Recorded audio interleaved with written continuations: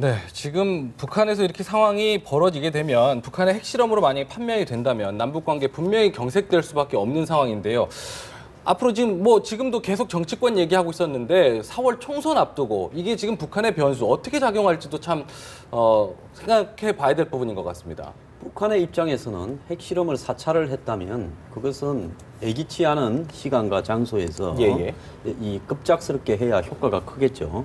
그런데 이번에 북한이 한 것이 의미가 크게 있으려면 1, 2, 3차 핵실험을 한 것보다는 굉장히 더 발전된, 진전된 모양으로 해야 된다. 그것이 이제 소형화 경량화인데 김정은이 지난 12월 10일 날 전후로 해서 수소폭탄을 개발했다라고 했습니다. 그것이 모란봉 그 악단의 이 중국 방문이 취소된 하나의 원인이 되었다 이런 해석도 있었죠. 그럼 수소폭탄은 작고 위력은 기존의 북한의 핵폭탄보다 훨씬 더 세다.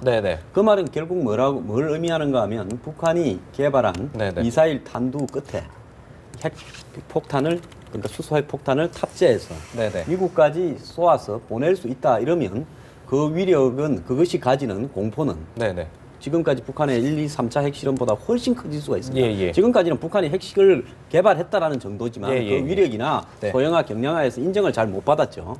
그렇기 때문에 이번에 이제 그 부분이 확인이 된다 그러면 이것은 그야말로 세계적인 또 하나의 사건이 될 거고 아마 한국의 이 총선이나 이런 부분을 겨냥해서 이 한국 정부의 어떤 대응 이런 부분에 대해서 굉장히 혼란스럽게 만들 의도가 있다고 봅니다.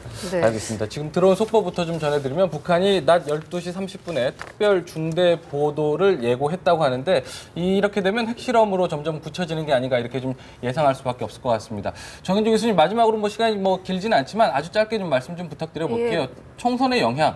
총선 영향이 대북 변수로 작용해서 언제나 늘 있어 왔죠. 그러니까 그런 차원에서는 영향이 분명히 있을 것 같고 다만 이제 걱정스러운 것은 북한이 저런 방식으로 핵을 관련해서 이른바 전략적으로 뭔가를 요구할 때 얻어내려고 할 때 써왔는데 그것도 아니라 그러면 일종의 대북 변수가 상당히 불투명해졌다. 그러니까 국민들의 어떤 공포는 더 커질 수밖에 없는 상황이거든요. 그러니까 예측 불가능해졌다는 거잖아요.